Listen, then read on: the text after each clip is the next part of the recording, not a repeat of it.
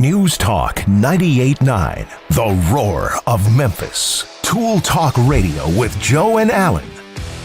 Welcome to Tool Talk Radio, everybody. I'm Joe Thorderson with Thor's Hammer, Carpentry and Wood Turning. I'm Allan Gilbreth with AllanSpices.com. And I'm Maximilian. And first of all, I wanted to wish a very happy birthday to J.R.R. Tolkien. Oh, yes. Yes, okay, indeed. absolutely. How old would he have been? About 130 or something? Yeah, you're not that far off. Yeah. I'm not sure how old he is, but it's also equally appropriate, too, because today is also Remember You Will Die Day.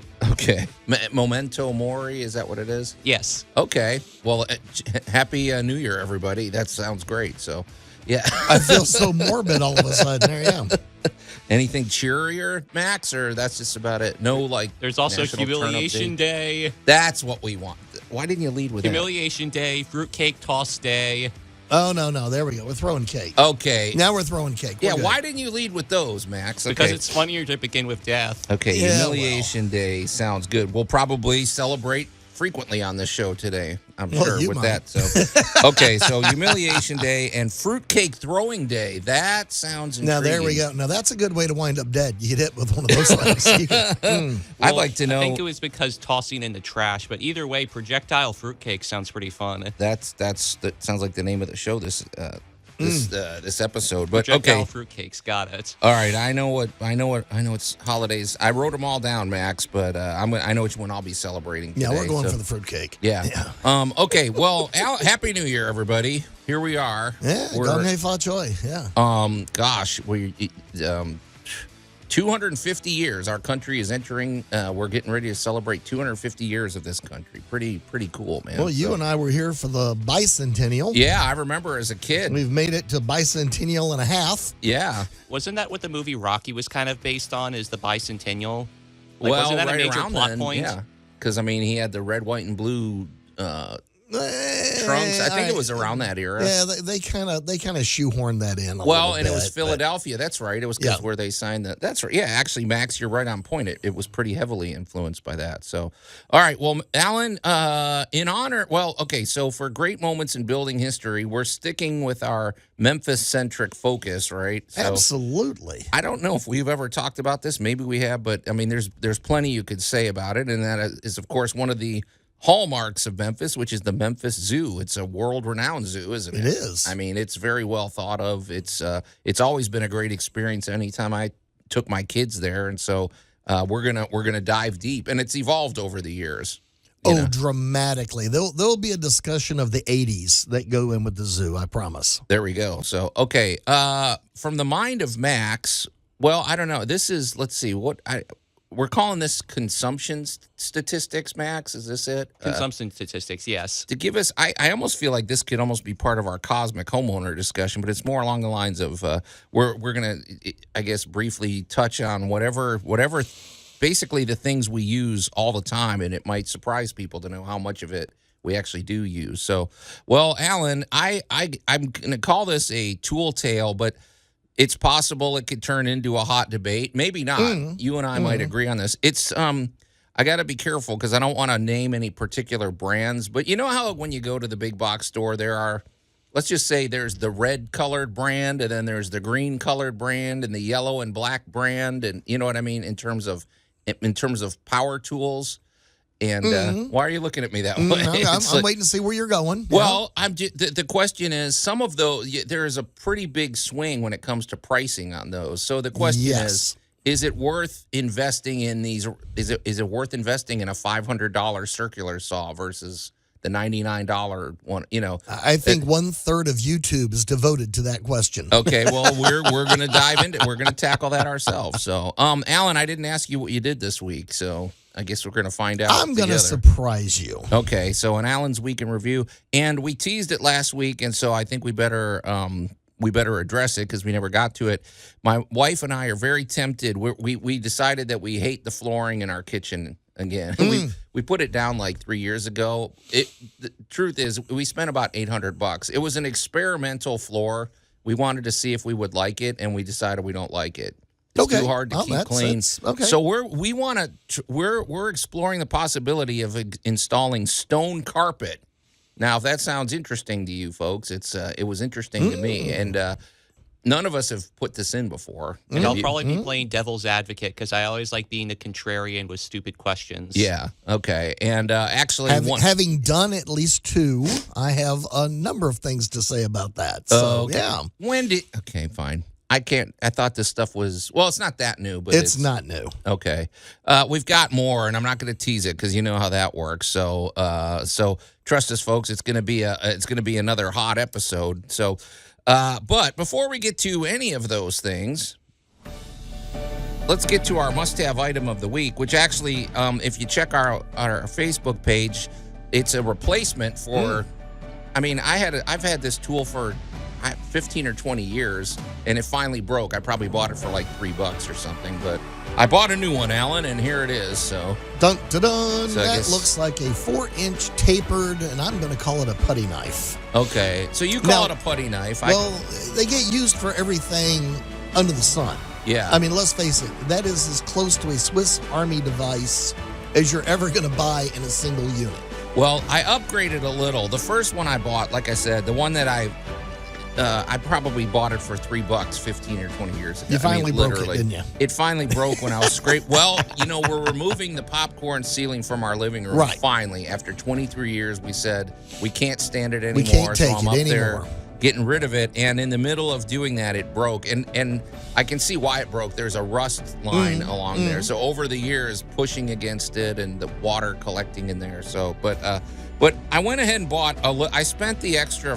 I don't know, $3, and I got the one with the little hammer thing on the back of the handle. Yes. So tapping in loose nails or just hitting somebody or whatever. So actually, the number one use I have for the little back metal plate is whacking the screw hole left in drywall. Yeah. Because it always pulls up.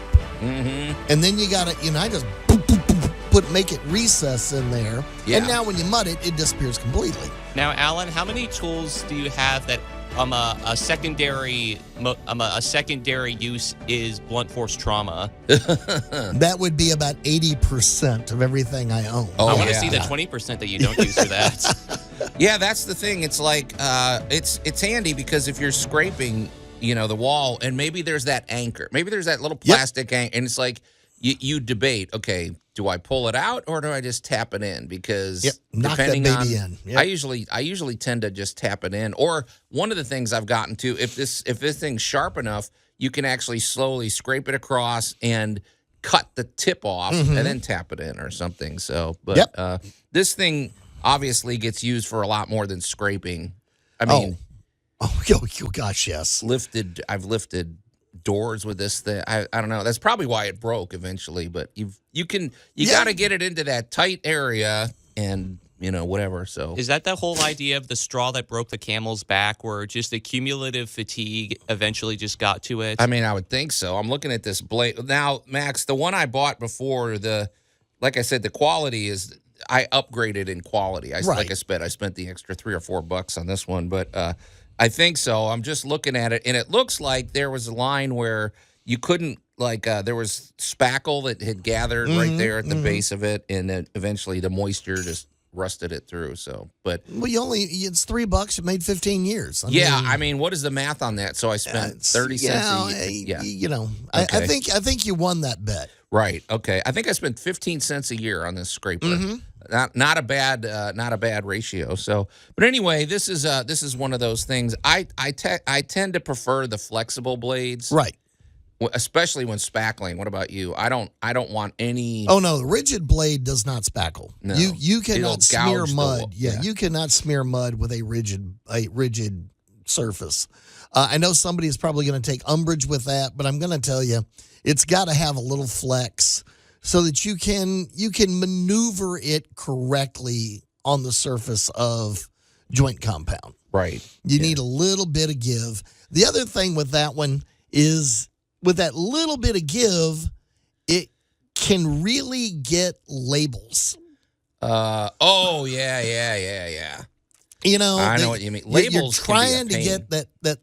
You're trying to do a finished product. You need to paint something, and yet for some unknown reason, the manufacturer thought they really needed to put a label right in the middle of the part you're going to see when it's done. Yeah. Oh, yeah. And I will say this, not to beat this into the ground, but these things, you know how they develop like a little, depending on which way you use it the most, it'll develop a little bit of a curve in the blade. Yes. And just people be aware of that, because you definitely want to have the round side down, generally speaking. Otherwise, you wind up scratching it with both of the edges. You don't want to stuff. gouge it. So that's just one of my things. So, but all right. Well, so the 4-inch flexible, tapered scraper, whatever we're going to call that. So, all right. Hey, Al, I didn't prepare you for this, but I had a question burning in my mind, and I'll run it by you when we get back. So, all right. You're listening to Tool Talk Radio. We're going to take a quick break, and we'll be right back.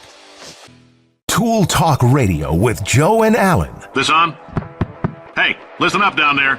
That thing's called an elevator, not a bathroom. News Talk 98.9, the roar of Memphis. Happy New Year. And welcome back to Tool Talk Radio, everybody. I'm Joe Thorderson with Thor's Hammer, Carpentry and Wood Turning, here with my buddy Allan Gilbreth from AllanSpices.com. And Allan Spices over at AllanSpices.com. It's not just, there's more to you than that. So, and our buddy Max over there behind the glass. And if you're just tuning in, we want to wish you a happy birthday. Well, first thing, above all, happy birthday to the legendary writer J.R.R. Tolkien. Although his name's hard to say fast. For me, it is. J.R. He didn't ask you. So, okay. Yep. All right. I just call him J.R. Tolkien. I think it's easier. So, and today's also National Humiliation Day, which I surely, Deuce and maybe some of our other loyal listeners are going to find a way to tie that to our show. And then also National Fruitcake Throwing Day. Now, my question about that is, do you think that's a competition, or is it just, okay, enough of this fruitcake, nobody ate it, we're throwing it out? I think it's the latter. What do you think, Allan? You like fruitcake, so you don't really count. One, you don't really throw fruitcake out. You just put it up for next year, add some more brandy. The tradition is a fruitcake can make it around for generations. You pickle it. Okay. Fruitcake never dies. I have been to Claxton, Texas, the fruitcake capital of the known universe. That's okay. That's kind of a scary They have a capital for this? Well, there is a huge fruitcake factory in Claxton, Texas that makes a lot of fruitcake. That's all I got to say. Okay. Lots of it. All right. And let's see. Why is J.R.R. Tolkien so hard to say? Well, you could say his real name, which is John Ronald Reuel Tolkien. Reuel. Okay. I mean, that's almost easier to say for me. So J.R.R. Tolkien. I'm just going to say J.R.R. Tolkien. You can just call him John. How about that? It's John Tolkien. There okay. You go. But yeah, great writer and everything. So, well, Allan, this is, I don't know. I got to be careful. I don't want to turn this show. We don't want to turn the show into a cooking show, because we know how easily that. Okay. But I have to admit, I think, folks, if you've listened, I bought a Crockpot for I bought that about a month ago, and it's changed our lives, really. Mm-hmm. It's a pretty good one, and we've been incorporating Allan Spices. My wife's hooked on these things now. Oh, good.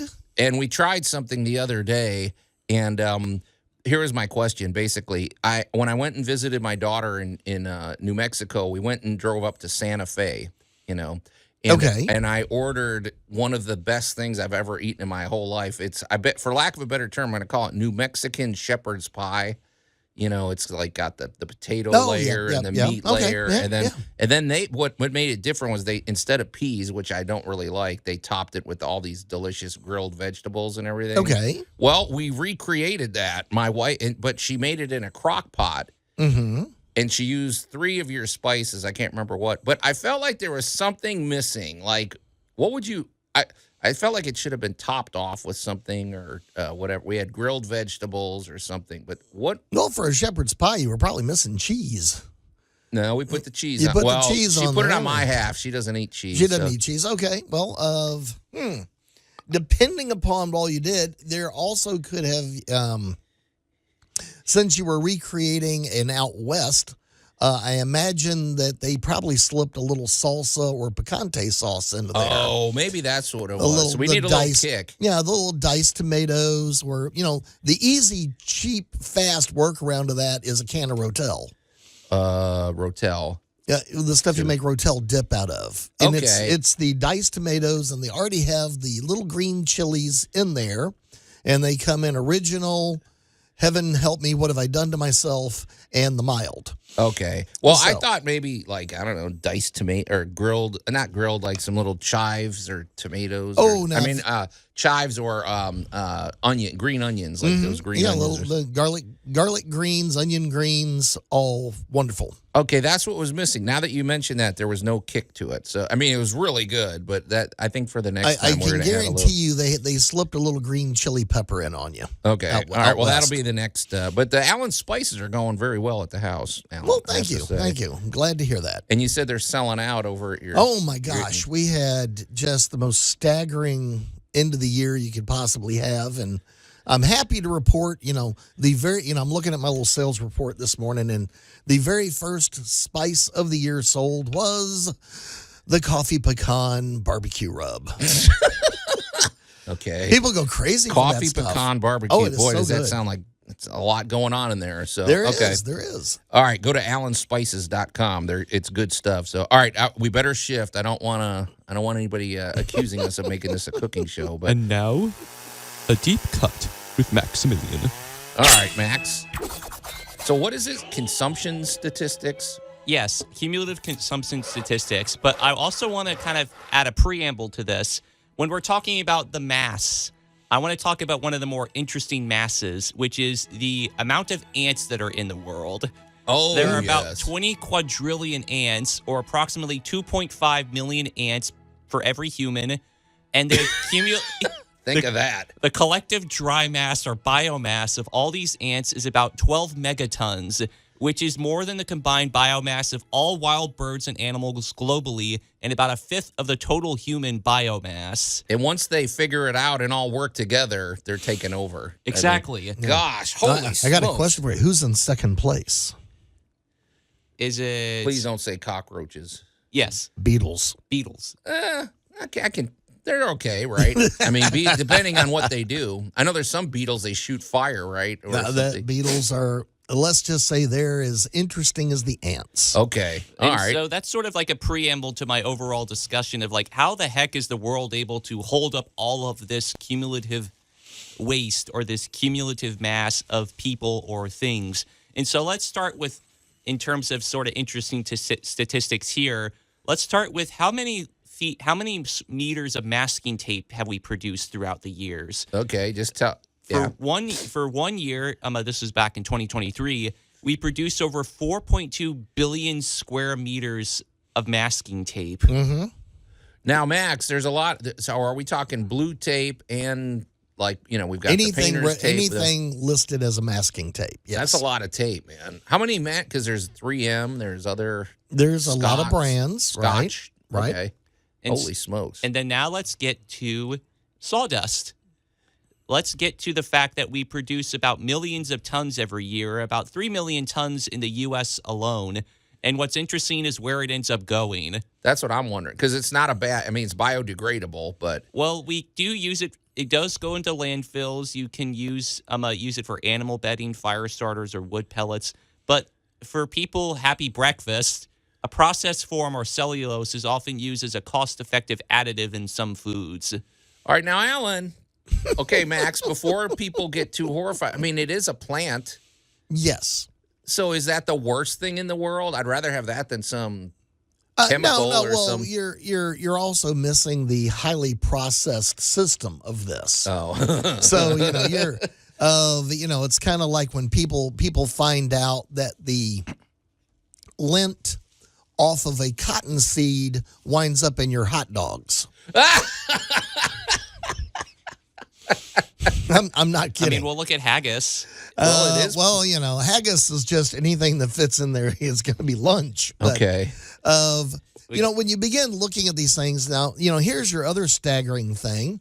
There is, however, no matter how much of something we create, it doesn't add to the biomass of the planet because it came from the planet. Yeah, I mean, We're just changing its form. It's the conservation of mass and energy, which is interesting. However, the Earth is getting bigger because I will mention right now we are wandering through yet again another meteor shower this week. Well, things come from outer space and land on the planet. And so, we're going to have a lot of that landing on the planet, like tonight. There you go. I have two more, which I think Go are for kind of it. interesting. Yeah. Let's talk about nails. Oh, yes. Okay. We have over 5 trillion nails that are produced each year by manufacturers, whereas opposed to back in the day, like a vast majority of these nails are fairly cheap, but back in the day, like they were kind of a hot commodity, but although they only accounted for like 0.4% of the GDP back in like 1810. And so it's interesting what nails mean nowadays versus what it meant back then. And then the last thing I want to discuss is we cut down over 10 to 15 billion trees annually, but we only replenish about 5 billion of those. And so there's a net loss of about 10 billion still annually. Really? I thought we were...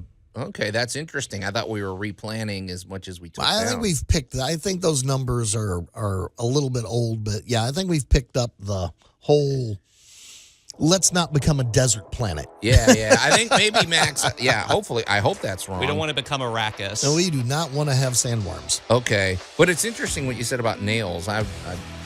You got me thinking about It's a lot something, of them. So, all right. Well, anyway, pretty interesting stuff, Max. All right. We're going to continue when we come back here on Tool Talk Radio. Tool Talk Radio with Joe and Allan. This is glue. Strong stuff. News Talk 98.9, the roar of Memphis. I forgot to talk about how much glue we produce in a year. Thank you, Blues Brothers. All righty. And welcome back to Tool Talk Radio, everybody. I'm Joe Thorderson with Thor's Hammer, Carpentry and Wood Turning, here with my buddy Allan Gilbreth from Allan Spices over at allanspices.com, and our pal Max over there behind the glass. Excuse me. Boy, I don't know what's going on, Allan. Is there a lot of pollen today?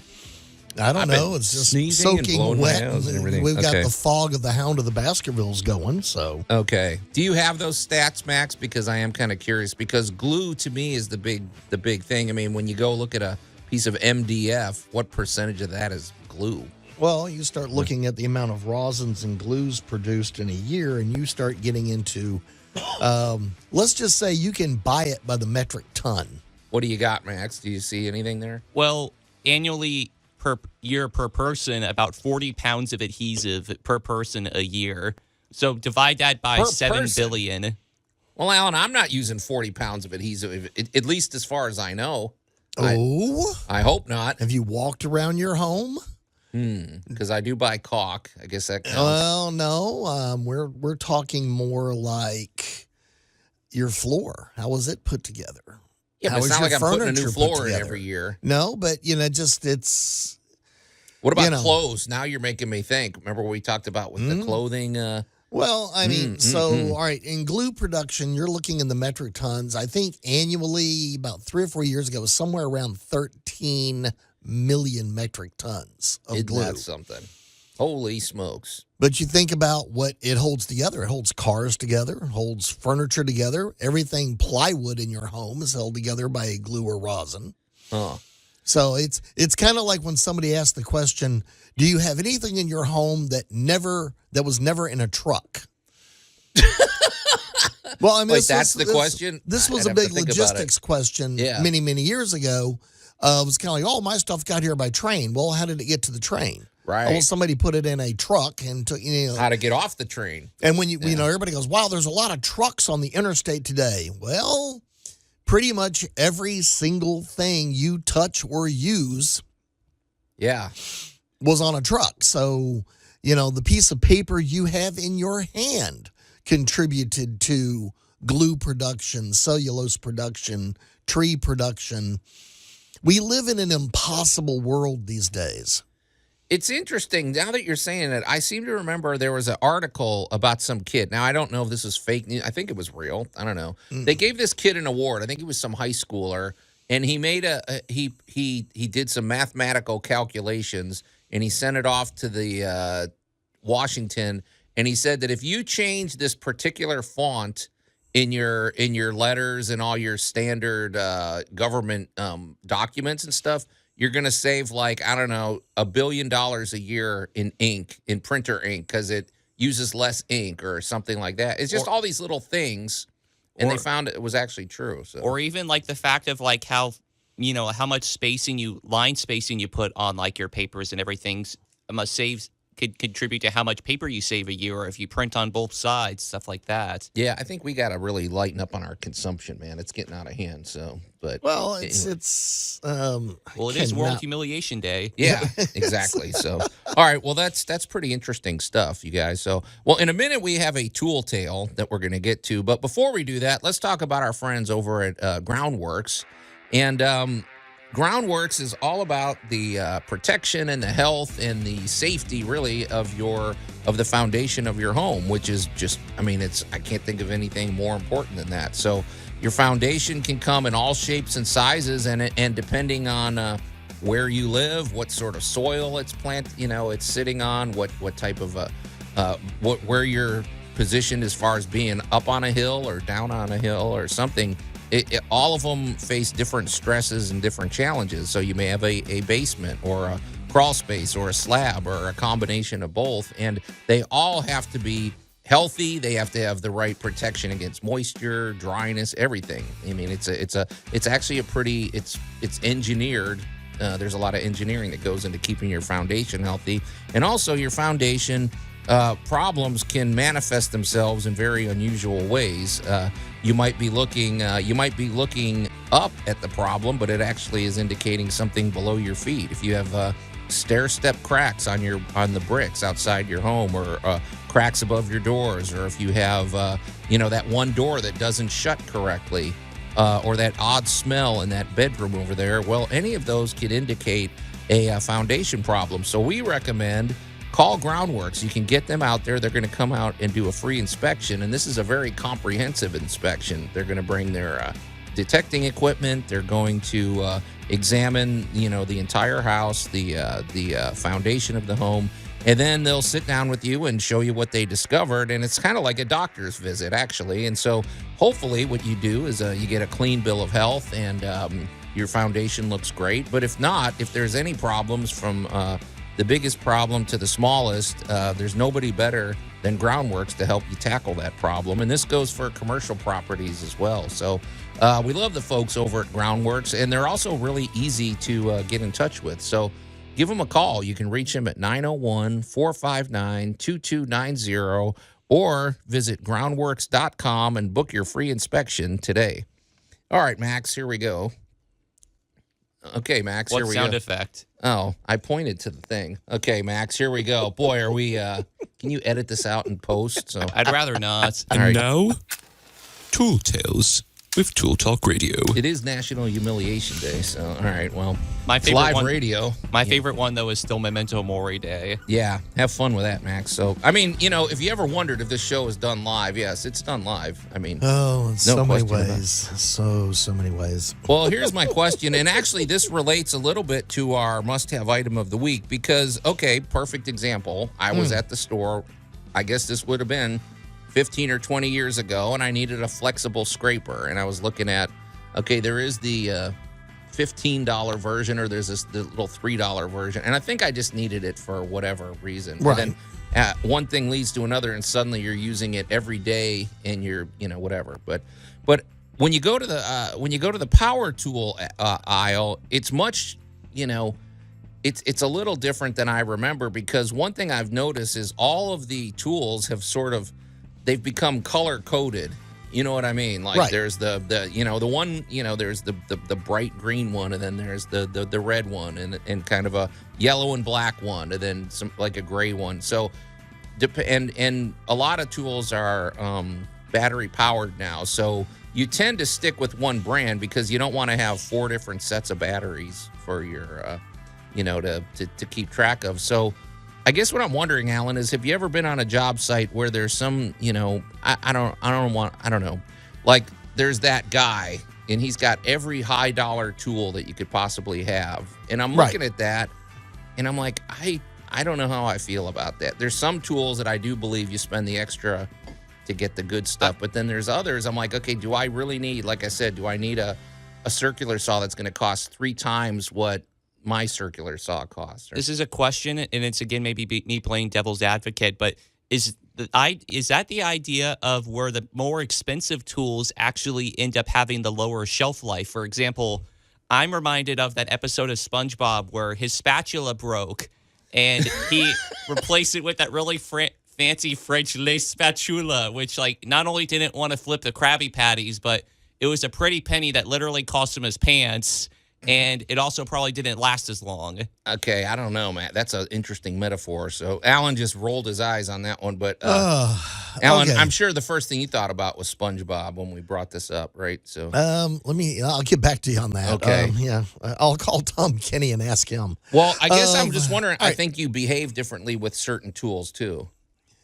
If you spent that high, go ahead. Okay, But, yeah. I'm gonna go back a billion years ago to when you and I were first starting out, and you were sitting there with some other crusty old mossback that had been in the industry forever, and you probably heard the words, "If you take care of your tools will take care of you." Yeah. And back, the tool of choice for everybody was Craftsman. Yeah. I'm Did gonna we throw- have as many choices back then, though? We still had plenty of choices because Okay. all of these companies that you're quoting today have all been around since at least World War II. Okay. Yeah. Or they're a derivation thereof. But Yeah. the categories were there.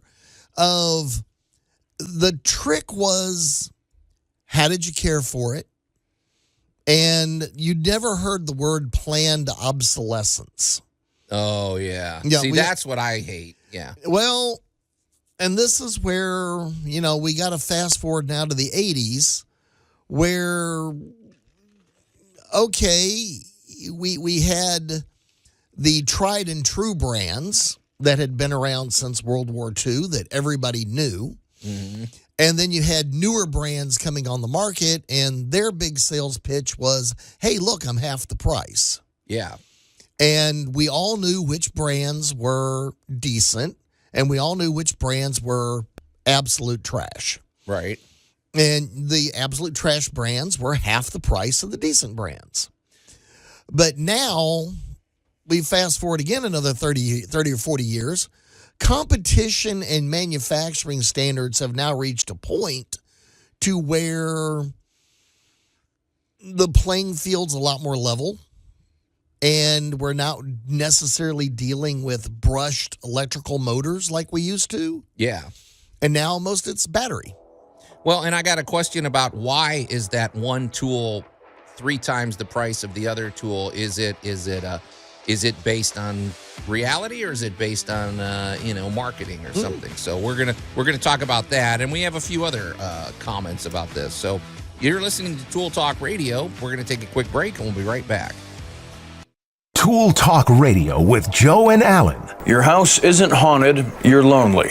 News Talk 98.9, the roar of Memphis.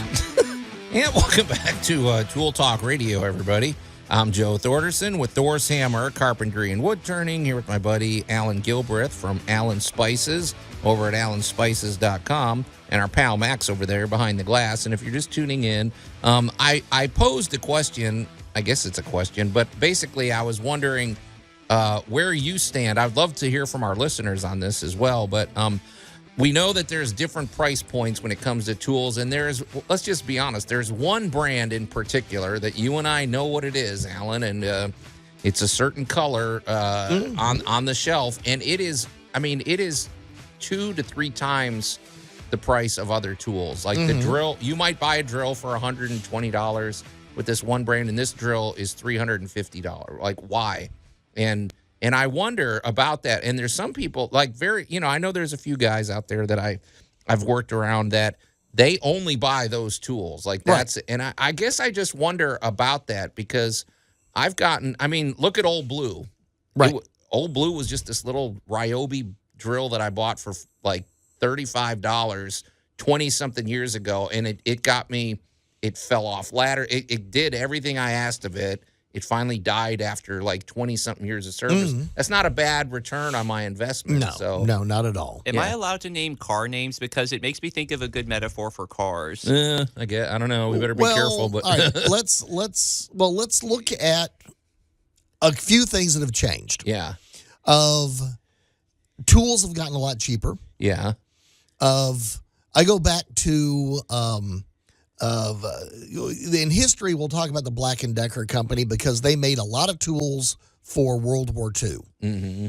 And the one thing that kind of turned up weird is they noticed that some factories kept buying more and more tools, and they were terrified that the tools were breaking. So they went to the factories, and what was happening was theft. And that, using these new cool tools rather than the old, arm breaking hand powered tools, these new electric things you plugged in that drilled holes and cut things, the women working in the factories were like, taking them home. So Rosie the Riveter and her Riveter friends was packing the house because these things were awesome, and they weren't really designed for that. They were designed for factory work. Yeah. So, but they were expensive for the average homeowner. The average homeowner couldn't run down to the big box store and just go buy one. Yeah. That sounds like the name of a rock song. Rosie the Riveter's a kleptomaniac. Yeah. So not bad. Yeah. But the company was really worried that their equipment was breaking, and they were scared that they were going to lose the contract. And, this was millions and millions of dollars. But now let's fast forward. And now that just because you can go walk into a major retailer and for $30, $40 buy a very advanced battery powered tool. Yeah. We've sadly become a little bit lax in our respect for our tools. Because I work around people all the time that drop them, throw them in the bag, toss them in the can over there where they store it. And I'm like, when I was a kid, my father would have tapped me lightly in the back of the head with a 2x4. Yeah. If I had thrown one of his tools like that into the bucket. Right. My question is do these more expensive tools also have a lack of interchangeability?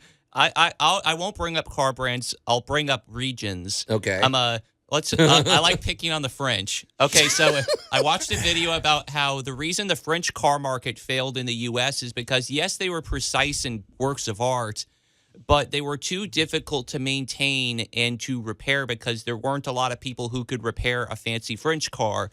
Whereas in Japan, they just built cars that were simple and they worked and they had a lot of areas where you could get them repaired easily. And so it makes me think of maybe these expensive tools also don't have the same level of interchangeability as fill in the blank mid-range. I'm a mid-price brand. Well, the thing about that, Max, I think the only difference with cars, though, is people will fix and repair a car. I don't think anybody's going to be fixing their circular saw. I think if it breaks, you just go get another one. I meant more in terms of interchangeability, like with this saw blade has like a fancy diamond carbide tip and stuff like that. No, they've all standardized. Yeah. So that's out the window. But what has happened is you do notice that somebody that has a premium brand doesn't let other people use it.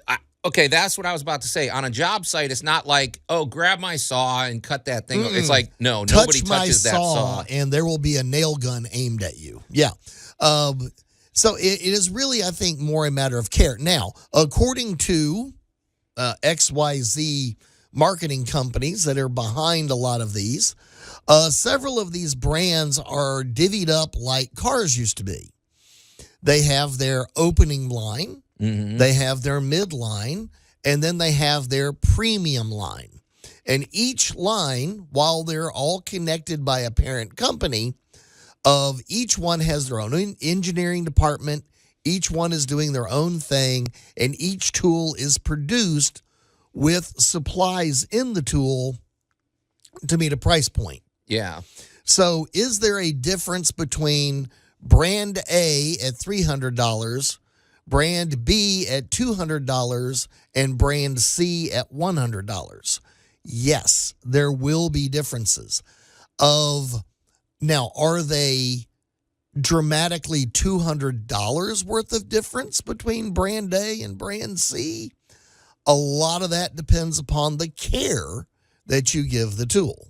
See, I would submit that, okay, I would never just recommend buying the cheapest tool. Like, I just think you're asking for trouble. So, but I'm a big fan of just buying maybe the medium grade tool. I think it, you know, and then when it, for certain parts, buy the good blade. Okay, spend the extra few bucks on good blades. Spend the extra few bucks on good paintbrushes. Spend, you know, but my thing is, like, if I had a $500 circular saw, I'd be afraid to use it. Like, I wouldn't be, you know what I mean? I'd have a backup saw. So it's like, okay, if it breaks, if I hit a nail, if something bad happens, I don't care if I lost this $100 saw. But so I wonder if they get used less. That's what I'm wondering. Because like you said, nobody's sharing it. Nobody's going to let you use their expensive circular saw or their drill or something. So. Well, you know, so we're getting in more. We're wandering off into psychology here as to how people care for the tools. And I think no matter what level tool you've purchased, if you take care of it and you service it properly, and yes, even modern tools need a little lubricant now and again, right, properly applied in the proper spot. Don't just go hog wild with it. The tools will last you a good long time at any level because manufacturing has improved that much. Well, and the other thing I would say about that too is think carefully about where you store your tools. Because you may say, oh, well, it's in my garage. It's fine. Well, if your garage is one of those types that collects 90% humidity because, you know, some garages hold a lot of humidity or something, and it's getting into all those components and it's wearing it out. So. Can I get into something philosophical? Because you guys were talking about the idea of care and respect for tools. Yeah. I mentioned this off the air, but I really like the quote by Abraham Lincoln.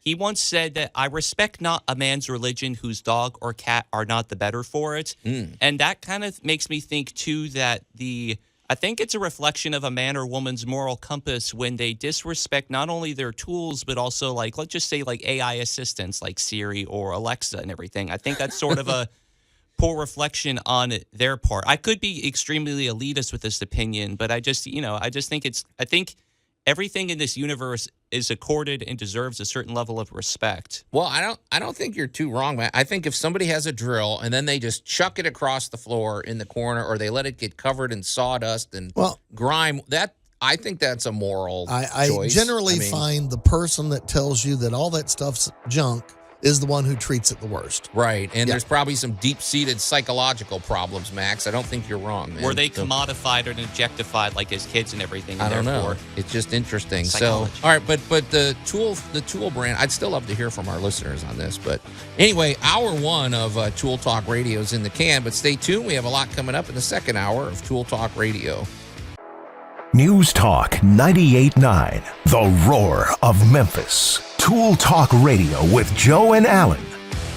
And welcome back to Tool Talk Radio, everybody. I'm Joe Thorderson with Thor's Hammer, Carpentry and Wood Turning, here with my buddy Allan Gilbreth from Allan Spices over at allanspices.com, and our pal Max over there behind the glass. And if you're just tuning in, today is J.R.R. Tolkien's birthday. I didn't check how old he would have been, but, you know, his legacy lives on, a great writer. And today's also National Humiliation Day and also National Fruitcake Throwing Day. And I really am amazed that, like, Toss. You know, well, whatever. And you're getting rid.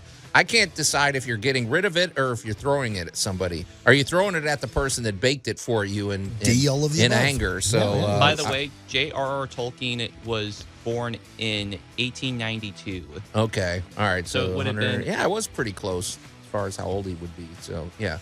I'd have to do the math. I think that's okay. Anyway. He was old. But Max, and also, folks, if you're just tuning in, I was having a discussion. I don't know. It kind of went all over the map, but it was basically, I was saying the basic question was, when it comes to your power tools and hand tools, there's a pretty big swing when it comes to pricing on some brands, and is it worth the extra money? And I don't know that we came to a definitive answer, but it delved into human psychology and the proper care of your tools. But Max, it did activate the text line, and be careful. We're not naming name brands here, okay? It's almost like I gotta self-censor myself when I say these things. Okay, so let's say Alex actually texted in. Okay. Said, depends on the tool. If it's something I use a lot, I go with the premium brand. There are certain things I won't cheap out on. My dad pulled out a fill-in-the-blank company name brand jack stands the other day. I don't trust aforementioned brand with my life. Okay. I understand. Okay, now jack stands, I mean, let's face it, Allan, you don't want to be sticking your head under the car engine. And I should know. I bought a jack stand for myself for my birthday, and I didn't cheap out on it. Because the nice thing is it also doubled as a stand and also a jack itself in chocks. And so... Well, Alex, that sounds very reasonable. I can't argue with your logic there. So, what did your childhood friend and everything, who was like your wrestling coach, once say? It only takes a little bit more to go first class. Oh, yeah, exactly. So, all right, anybody else? I was going to, I could mention Brew Blaster. He did say something along the lines of, can you all at least mention the colors of the name of these brands? So Nope. Then we may as well mention, sorry, Brew Blaster. We may, and I'm not, I guess... That's the thing. I'm asking a question. We're not standing here giving, I'm not really throwing anybody under the bus. I'm more exploring the question because I'd like to know where people land as far as their tool selection. So, yeah. But Well, if you really honestly think about it, you can, all right, a gallon of paint is $40. Right. Well, I wish. A gallon of paint. Yeah. Let's just say, a low end gallon of paint is $40. Right. And you and I both know how long a $40 gallon of paint is going to last. You mean how far you can spread it depending on the brand. We got, different brands, different things, different angles, different coverage. But for the same $40, you can buy a very complex tool. Yeah. I mean, one's just, not to belittle the chemistry world, but one's a bucket of paint and the other is,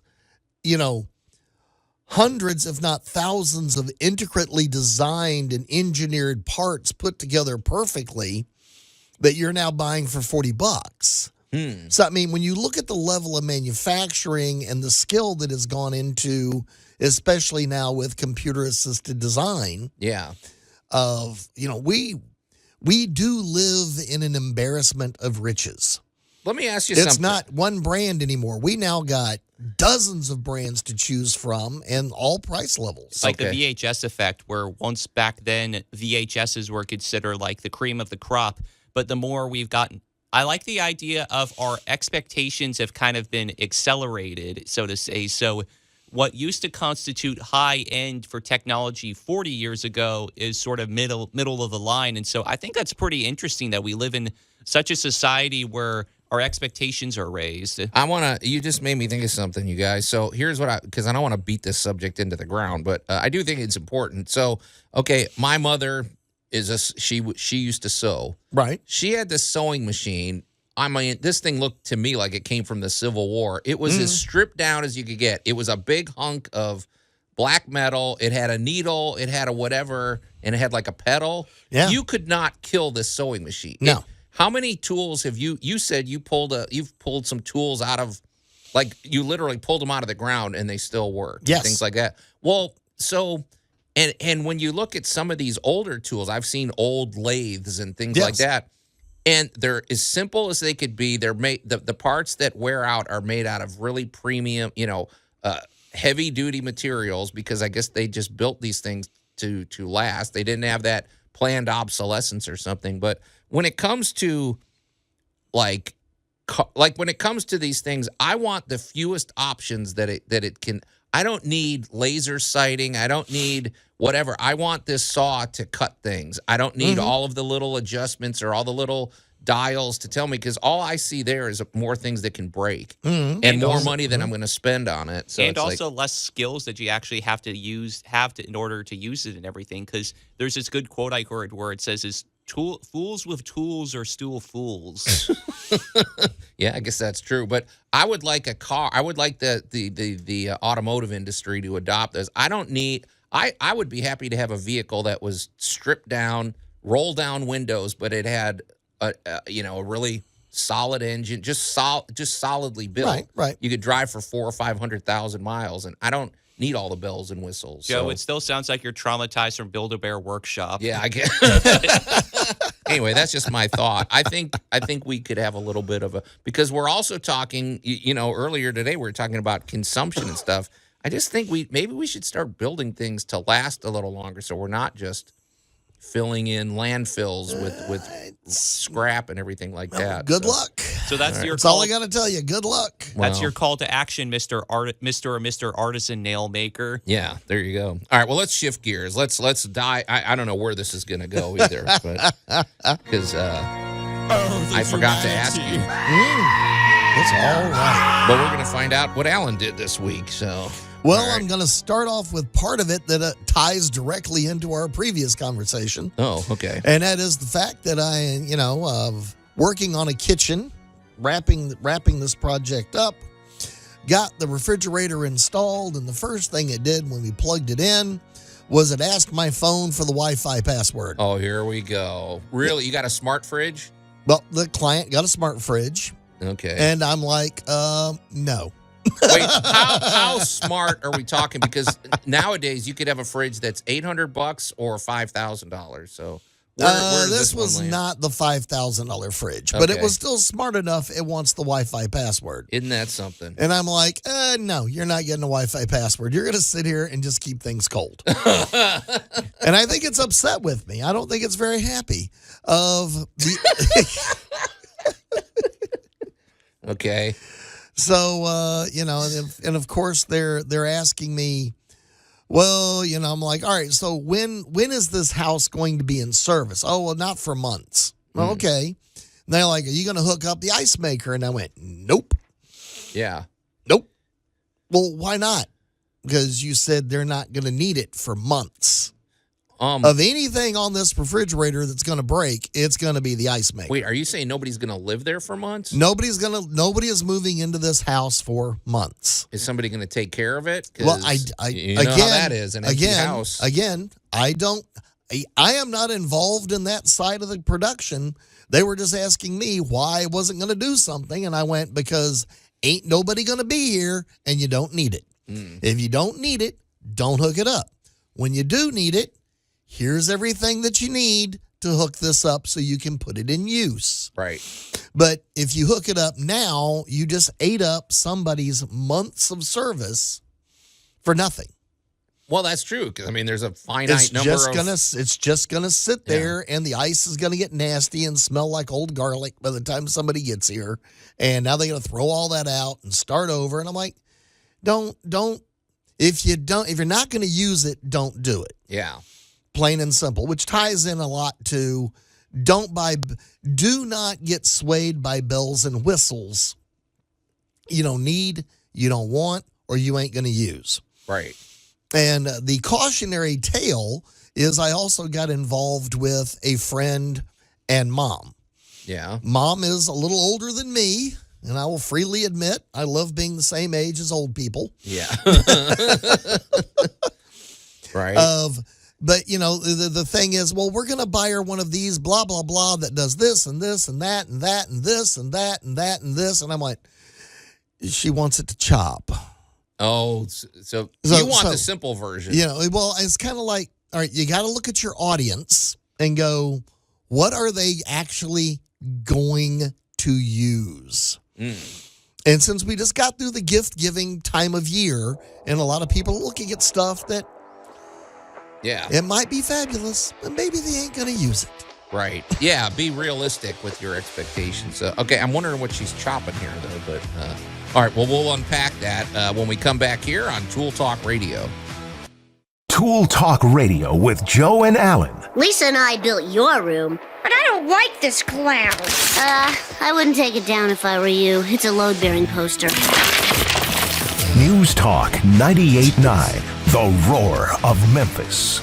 And welcome back to Tool Talk Radio, everybody. I'm Joe Thorderson with Thor's Hammer, Carpentry and Wood Turning, here with my buddy Allan Gilbreth from Allan Spices over at allanspices.com, and our pal Max over there behind the glass. And off the air, it's funny, we're trying to solve the world crisis of, we've got a textile crisis, we've got a worn out tool and appliance crisis, and what do we do with all these, castaways and everything? And Max had speculated off the air that maybe you could throw them all to the bottom of the ocean, right, Max? But bad idea. That's not going to break down, right, Allan? I mean, you were giving us the chemical properties of so it would just lay there essentially. And it's surprisingly appropriate for my Memento Mori day. Okay. Well, you're really trying to get some mileage out of this Memento Mori. All right, thing. let's tie all of this immediately back to your backyard. Okay. So in your backyard, when you're working on something, and let's say you've put in a fence. Right. So you dug a hole a couple of feet deep, you put the post in it, maybe you put concrete, maybe you put rocks, maybe you put foam, whatever. Where is that post going to rot and break, Joe? Right at the surface. Yep. Bingo. Because when you pull it out from underground, it's fine. It's almost pristine, isn't it? Yeah. Okay, so from the point of view of all of this, the only about top foot layer of soil is alive. Now that's interesting. Is the most active part. And of course, the first person's going to look at me and say, hey, I've been in a cave and there are tree roots down in that cave. And that is because that cave has got water in it and that tree knew where the water was or it sensed it and sent roots down there to get it. Right. But if you've ever had, the cave has oxygen. Yeah, the cave's got oxygen, cave's got water, so those roots are going to go looking for nutrients, aka it's looking for the water. Of when you look at your front yard that's had a really old tree in it for a long time, you got a lot of surface roots. Yeah. If you pile mulch up near a tree and come back in a year, that pile of mulch is going to be full of tree roots. Right. Trees are hungry. Yeah. They like to eat. So that top layer of soil is where we mostly interact. And bizarrely has to do exactly with the second half of my week in review was water management, because I was walking around properties all day yesterday. It was for January, very, very pleasant. It was in the 60s. Oh, yeah. Absolutely shockingly warm. And we had that weird, consistent, I'm a little heavier than mist, but I'm not quite pouring down rain. Yeah, you couldn't decide if you needed a coat or not. You just so it was a great day to go walk around properties and show people where water was backing up to the foundation or where it was pooling or what a really simple solution was. We solved one house's problem with a gutter redirector. And you buy these at your big box store. Right. And they're, $19.99, $29.99. They're not terribly expensive. You hook it on the bottom of the gutter and you aim it out someplace further than next to the house, because the way the house was set up, it's kind of flat next to it and then it ramps off. Yeah, that makes a big difference, just shooting it that other way. It just needed to get aimed away from the house, so it just kind of came out and took a right, and dramatic difference. Right. Now it's wet, yay, but now it's not pooling, and it's not trying to get under your house. Yeah, you don't want water pooling next to your house. That's not good. The other one was also a interesting twist to a fire pit, because it was filling up with water. Yeah. Because the water around it was just filling up, and they really like it's a really nice fire pit. They paid some money to get this done, but it's now been years later, and they got introduced to something called hydraulic cement. Oh, okay. Now, hydraulic cement is the stuff where if you mix this stuff up, you do not have time to take a call or go to the bathroom. It is not kidding when it says sets up in 5 minutes. I don't believe that anymore. I think it sets up in 2 minutes. I used really cold water and a little extra water to give myself enough time. But, shockingly, 10 minutes later, the water flow issue through a couple of cracks in the mortar here and there around the fire pit were instantly solved. Is that the kind of cement that'll stick underwater? Yes. And it okay. Yes, Or I should it say is. cures underwater. Yes. Yeah, so, yep. So, as a quick word of, since we have strange weather, we're going to have these warm periods followed by cold periods. If you can get out there and, do a little research on your yard and look for piles of junk and stuff like that may be collecting water. Right now, they're not full of mosquitoes. Yeah. And the weeds aren't bad. And, Joe, I'm looking directly at you when I say the poison ivy has died off. Yeah, I don't believe that. Yeah, I'll never trust that stuff. You can get out there and get a little pre-work done and clean up a few things. And, I'm just going to say, be kind to your future self. Yeah. The one in March. Speaking of that, I would say, too, on that note, I'm seeing a lot. We've talked about my neighborhood and all the giant trees that are next to people's houses. I've seen a lot of tree work being done now because, all the leaves are down. It's got to be easier to cut the stuff down. So think about tree maintenance now, right? Very, very much so, especially around your power lines. Mm-hmm. I know we've been blessed so far this year with nothing really horrible. Knock on wood, yeah. Yeah, well, we made it into, we did not have a single hurricane this year. Oh, I didn't think of that. We did not have a single hurricane. Something? So if you want to know why your lumber prices at your big box store are staying stable, there you go. Yep. We didn't wipe out a state somewhere. Okay. Well, it sounds like a fairly decent week in review. It sounds like you... a little damp yesterday, but it was a great day. And you told that smart fridge who was boss. So, hey, Max, without getting us into trouble with name brands, you said there was more text coming in. So, I did, yeah. It was more along the questions of the philosophical quandary that we were posing with regards to managing waste. Is there an island for misfit appliances? Asked Brew Blaster. If there is, I don't want to go there. Do you? Yeah. What do you do with all that? Do you want an island made of dead washing machines and old drills and things like that? I don't know, but okay. All right. What else, Max? Anybody? Well, else? I can't mention the other one because even Alex's futile attempts to self-censor himself can't even be said on the air. Alex is trying to get us sued by somebody. So, right? Okay. It kind of makes me think of that a SNL bit where it's like they were trying to say the secret. They were trying not to say the secret word, but they were always saying the secret word. Yeah. Okay. Let's move along though. So, but okay.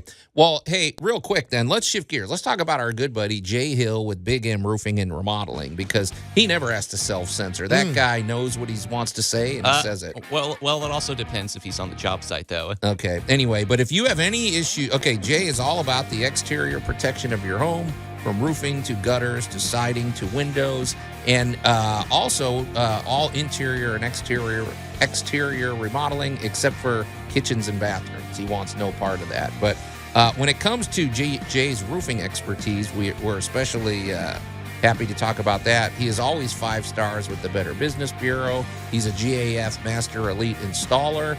And these GAF products, these are roofing systems. And these roofing systems are so advanced that they offer lifetime transferable warranties.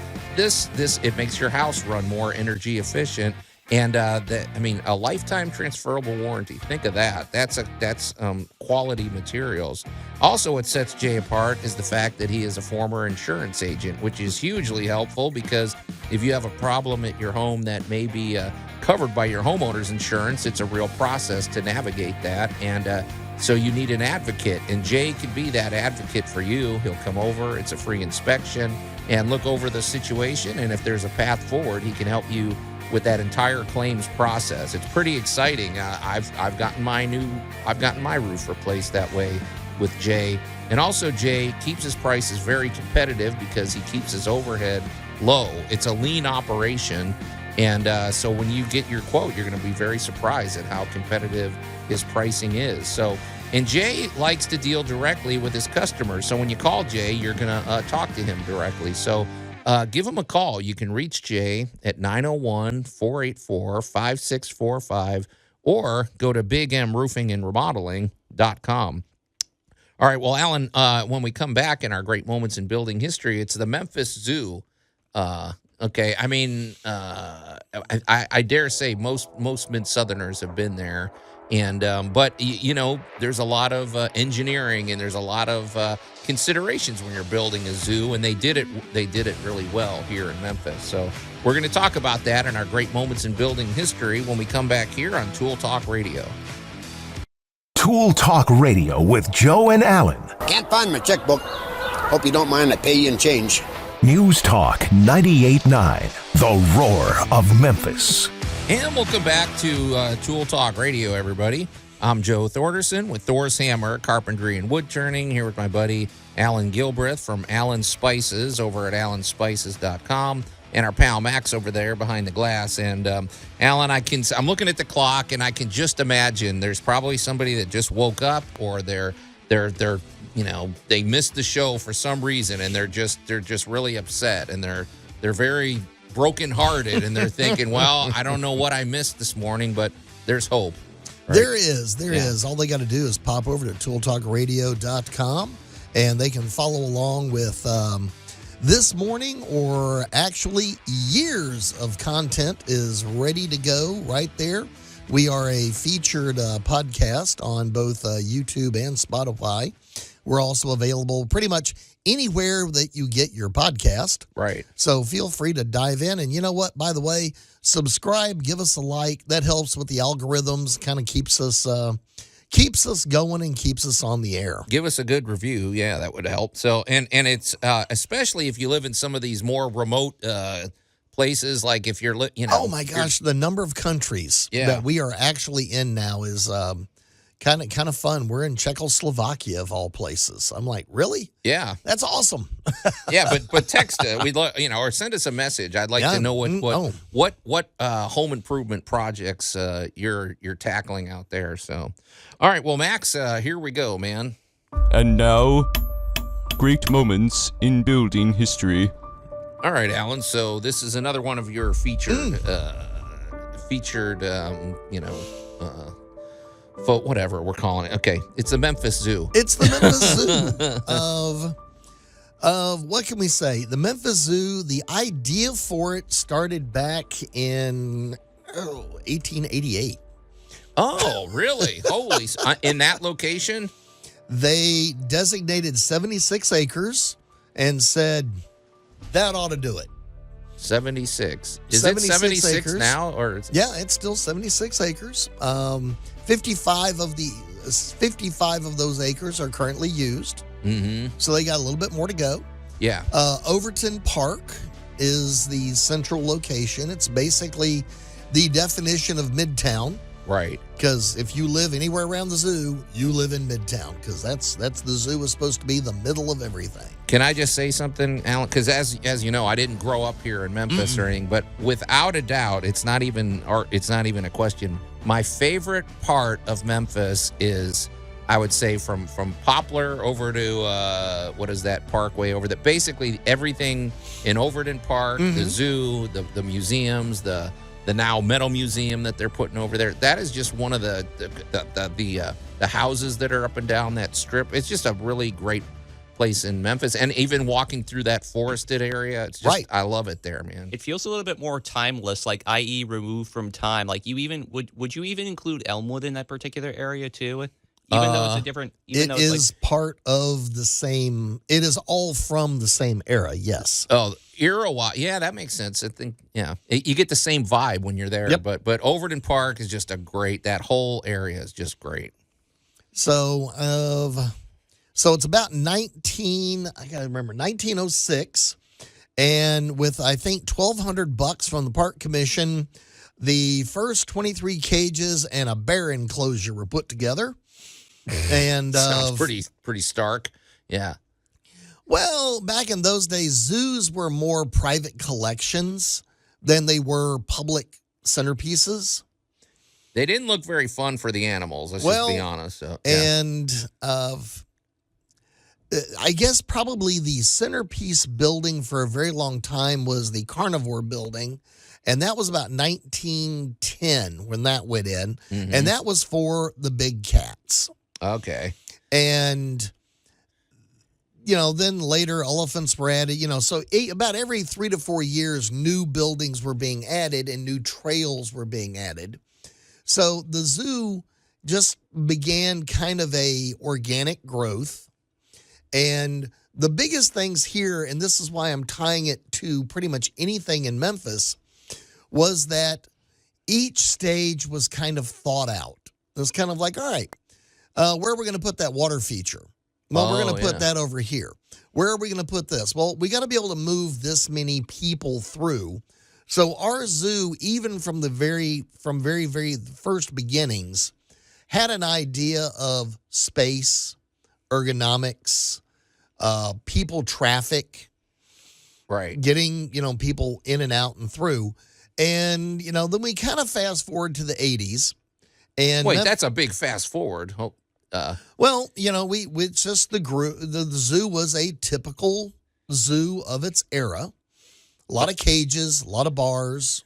Well, I had a question about that though, because whenever you name this era of time, you know where my mind's gonna go. I'm thinking of things like the Chicago World's Fair and and what a pivotal time this was in architecture and just in basically building things that are pretty epic structures and everything. So I guess I'm wondering, do you see, were there sensibilities that were adopted in the Memphis Zoo that maybe were influenced by some of these things very much so. Because when you're talking about moving people, I mean, like the World's Fair and they knew about moving people and they knew about making an impact visually and things like that. Exactly. Well, like the Carnivore Building, which is, by the way, still there. You can still go there. Oh, that's the original one? It doesn't have cats in it anymore. It's now a restaurant.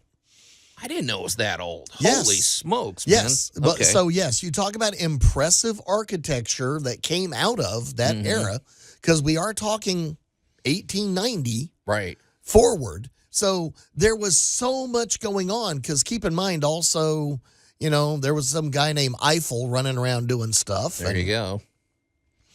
Construction had taken on new ideas, and durability was a big buzzword.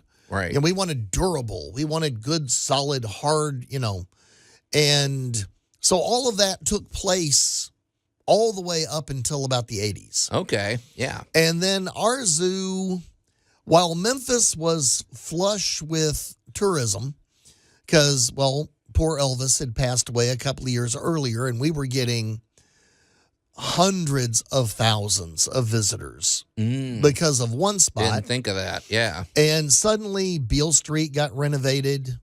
The Pinch District came in. The Pyramid came in. So, I mean, Memphis really, about that era, at the end of Elvis, for about the next 15 years, developed what is now modernly Memphis. Okay. Mud Island, right? The whole Mud Island thing, the amphitheater. But, kind of behind the scenes, because, giant pyramids get a lot of press. Right. Our zoo went, there's more to being a zoo these days than having critters in cages. Yeah. So our zoo began a production of an immersive environment. Okay. Yeah. So do you want to see the lion in a cage, or do you want to see the lion on the savannah? Right. We know which one the lion would prefer. Sure. So suddenly our zoo began retooling itself, reinventing itself. And by 2007, I think Travel Advisor said we were the GOAT. Yeah, everybody loves the Memphis Zoo. We were the zoo, because now we had the conservation programs, the recovery programs, and we had spectacular the vision of a zoo had changed drastically. I was going to ask about that, because I've heard the idea of, like, maybe it's because it's the idea of you don't know what you have until it's gone, or you don't know, you kind of take it for granted when you live here. And so I'm kind of wondering what it is in particular that makes the Memphis Zoo GOAT worthy, so to say, because it's like I've been to like the zoo in Omaha, Nebraska, which has a veritable geodesic dome. And so it's like, maybe the Memphis Zoo isn't the most visually impressive compared to something like that, but what is it about us that makes us stand out from the rest of the pack? Well, we started now be fair, a lot of people began these programs all about the same time, but our zoo really didn't think, well, gee, what can we build this year? They laid out about a 30-year plan. Okay. This was way beyond the director at that time, and they started with Cat Country. Okay. They started with the Carnivore House. It's like, all right, we're going to move past this, and we're going to start building the new kind of zoo, the interactive, the immersive, of people don't want to see a hippo over there in a pool. Yeah. What if we could build an aquarium where you could see what a hippo looks like in the water? Yeah. What if we started building multiple layer displays so that you could go down and see what's going on or go up and see what's going on? What if we put a ramp in here so that you could see a giraffe eye to eye? Yeah. And so we started asking all these questions, and what's exciting is it all ties directly to home improvement, anything you want to do at the house. You start asking these questions. Well, admit your lifestyle. Do we have pet bunnies? Well, let's build a bunny hutch that we can all enjoy. Don't just keep them in a little bitty cage. Right. This also makes me think of something, too. The Memphis Zoo, I'm not sure if it's one of the first to do it, but there's a sort of versatility to the venue that I kind of appreciate about the zoo, because it's like it's more than just the zoo. Yes, the zoo is the focal point, but we also have these things where it's like, let's have these light displays. Let's have these charity events that take place at the zoo, so to say. So it's like the zoo provides a unique ambiance and atmosphere through which you can imagine having a convention at the zoo. Hey, not a bad idea, Max. Well, by the way, they will be happy to help you with your birthday parties. Yeah. Well, also, too, Max, because, I have kids and everything. And one thing I remember about bringing the kids is you don't want them to just come and look at stuff. There needs to be hands-on activities. Right. And it's not the worst thing in the world that they have some little carnival rides. And the train is especially cool in the petting zoo, because the train takes you around and you go for a ride, but you're looking at other animals. And then the petting zoo, you're actually touching the animals. So it's like, it definitely is interactive. I was kind of unique. My favorite thing about the zoo, as far as rides, was just the spider web you could crawl on it. Or you could walk. Okay. At the playground. So Yeah. So, it's a full day of activity at the zoo. Welcome to zoo and zoo adjacent wonders. Okay, and that all comes about with the right kind of planning and the right kind of engineering. So we're going to talk about that when we come back here on Tool Talk Radio. Tool Talk Radio with Joe and Allan. Did somebody say boom? News Talk 98.9, the roar of Memphis. And welcome back to Tool Talk Radio, everybody. I'm Joe Thorderson with Thor's Hammer, Carpentry and Wood Turning, here with my buddy Allan Gilbreth from Allan Spices over at allanspices.com, and our pal Max over there behind the glass. And if you're just tuning in our Great Moments in Building History, we're talking about the Memphis Zoo and really we all know it's a showpiece. I have to imagine most Memphians, especially if you have kids, you've been to the zoo, you probably have memberships to the zoo, and all of those design features and everything, Allan, it sounds like they were really well thought out, really from the beginning of laying out the zoo in terms of where they even put it, location-wise. I mean, it's a great location. So. Well, it's making the best of what you have. Yeah. So, they are limited. They can't grow to an infinite size because they are, trapped on all sides. Memphis has grown up around them.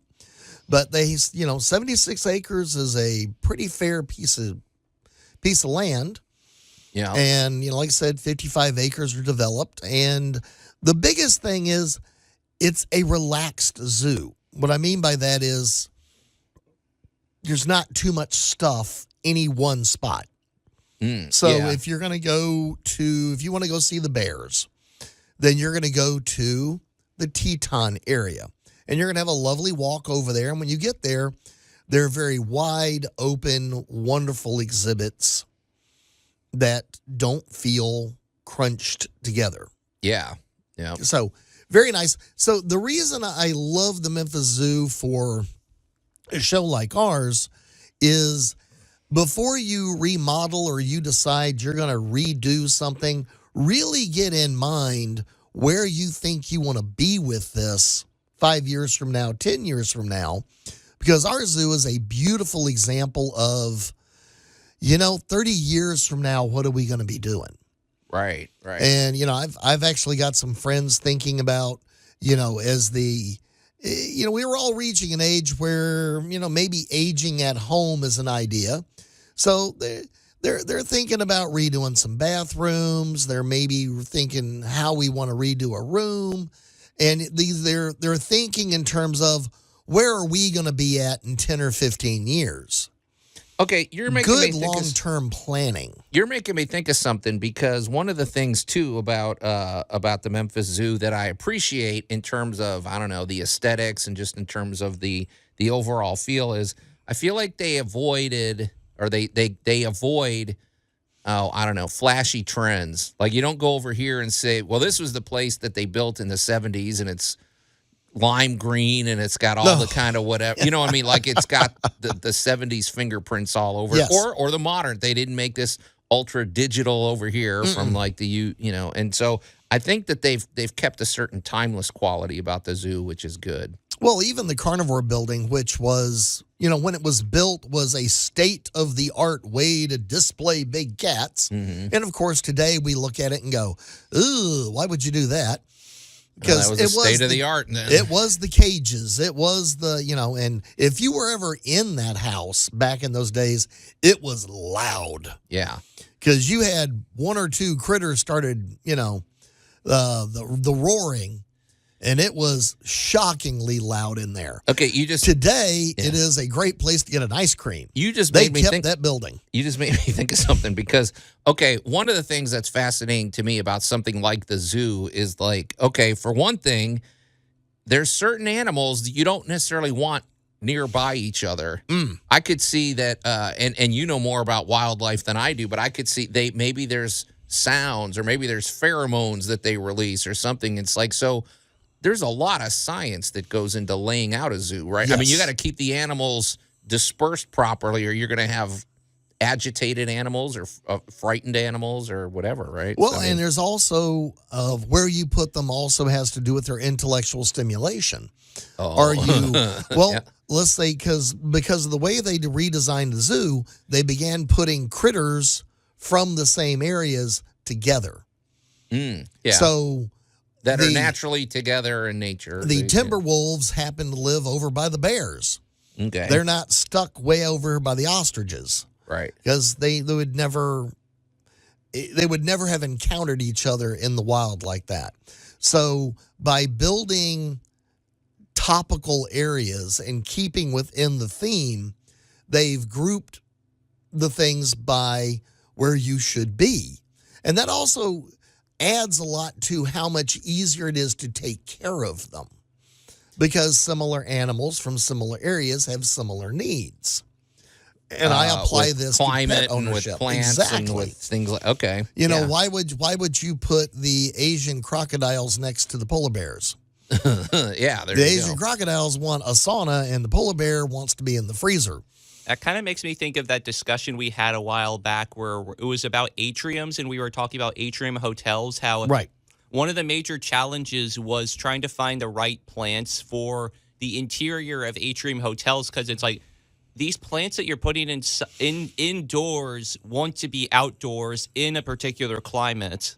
Yeah, and they interact with each other too, right? And exactly. So when we talked about living soil down a foot, that applies to plants in your inside atrium.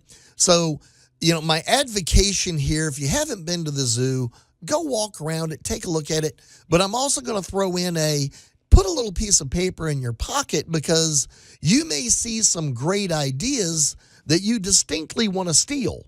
Oh, yeah. Because it is a little more spacious. There are exhibits that don't have animals in them.